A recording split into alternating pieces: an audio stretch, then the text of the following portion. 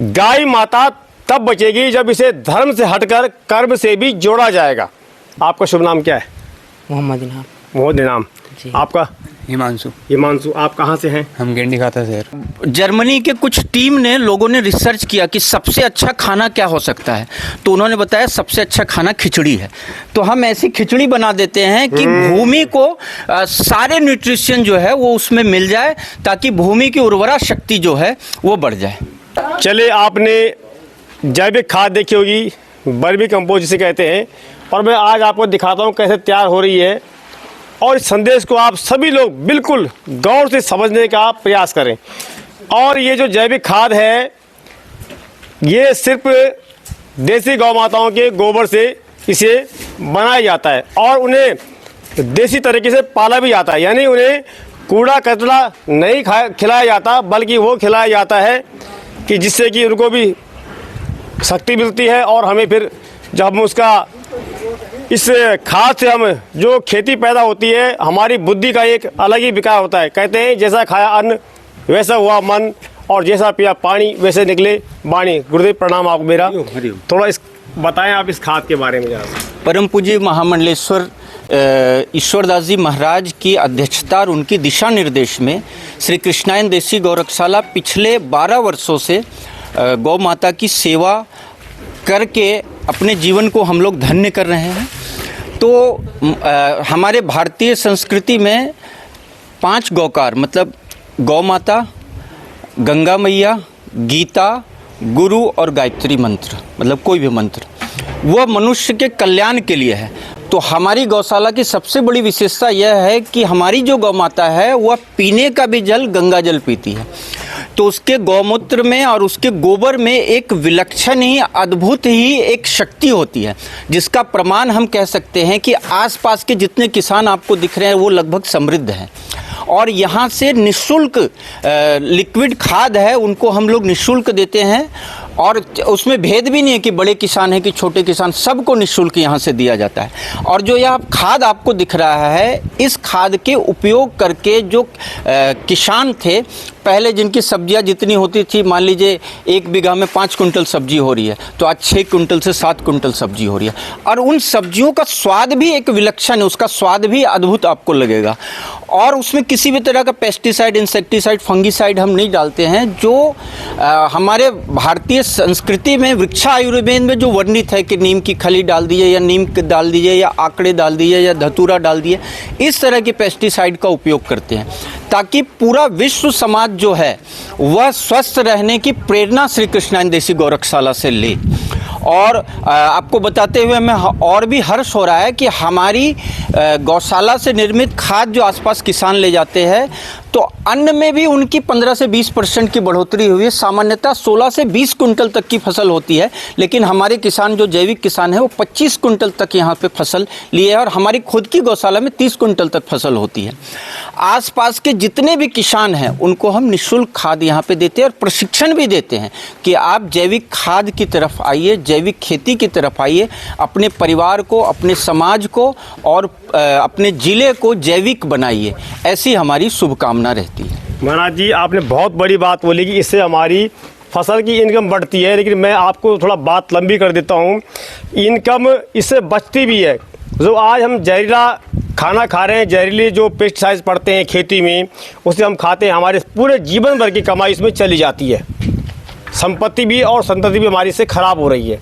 तो इसमें लगता है कि आप बहुत बड़ा काम कर रहे हैं। महाराज जी, इसमें मिला रहे हैं, ये पानी है कि क्या है? मतलब नहीं, इसमें डिकम्पोजर है, एनपीके है, ट्राइकोडर्मा, सुडोमोनास, बवेरिया, मेटार्जियम। मतलब हम ऐसा एक बना देते हैं जैसे जर्मनी के कुछ टीम ने लोगों ने रिसर्च किया कि सबसे अच्छा खाना क्या हो सकता है, तो उन्होंने बताया सबसे अच्छा खाना खिचड़ी है। तो हम ऐसी खिचड़ी बना देते हैं कि भूमि को सारे न्यूट्रिशन जो है वो उसमें मिल जाए, ताकि भूमि की उर्वरा शक्ति जो है वो बढ़ जाए। तो विदेशों से भी लोग सुना यहाँ आते हैं, बहुत से लोग आते हैं। जी, बहुत सारे लोग यहाँ पे आते हैं, देश विदेश के आते हैं, कई टीवी चैनल वाले आते हैं, इंटरव्यू लेने के लिए आते हैं। पूज्य महाराज जी की आशीर्वाद से हम यह कार्य करके अपने जीवन को सफल बना रहे हैं। जैसा अभी आपने कहा कि लोग जैसे वैलेंटाइन डे मनाते हैं, उस पर कुछ बोल लेता है, मैं सुन रहा था। हाँ, ऐसा है कि आज डिप्रेशन जो है एक बहुत बड़ी समस्या है पूरे विश्व के लिए।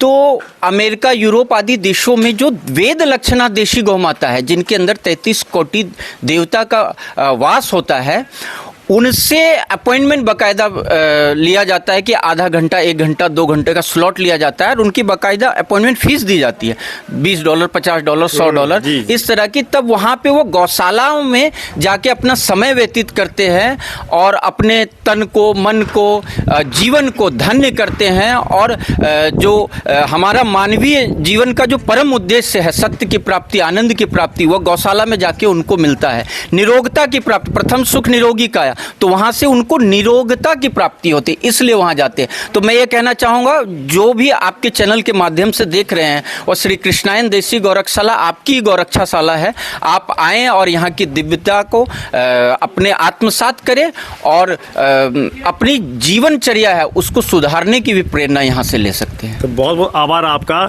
और गौ माता की कृपा से थोड़ा गा भी लेता हूँ, 2 लाइन में आपको सुनाता हूँ गा के।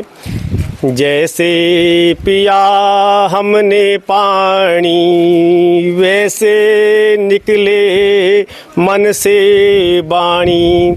जैसा खाते हैं हम अन्न, वैसा हो जाता है मन।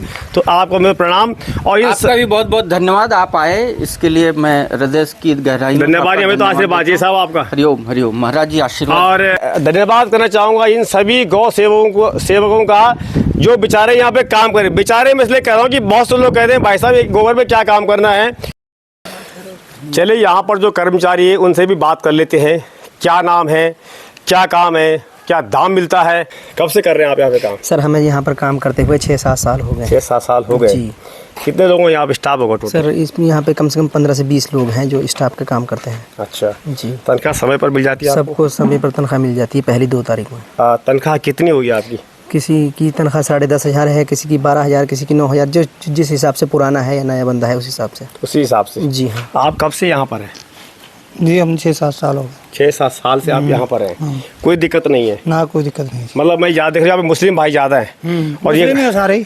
और खुशी इस बात की है कि जैसा कि मैं पहले कह चुका हूँ, मैं भाई से बात करी है कि आपको यहाँ पे कोई दिक्कत तो नहीं होती है। अब मैं नंगे पाँव इसलिए खड़ा हो गया यहाँ पे कि इसकी एनर्जी हमें मिलेगी। मैं भी व्रत में हूँ। आपका शुभ नाम क्या है? मोहम्मद इनाम। मोहम्मद इनाम। आपका?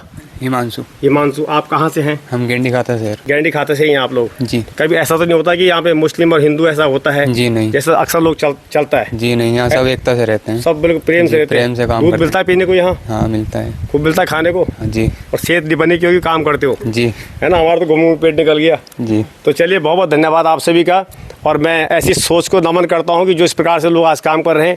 वास्तव में जैसे कि मैं शुरू में ही बोल चुका हूं कि गौ माता अगर बचेगी तो गौ माता सिर्फ धर्म के नाम पर नहीं, ये कर्म से बचेगी। हमें कर्म करने पड़ेंगे, इन्हें रोजगार की ज़रूरत है।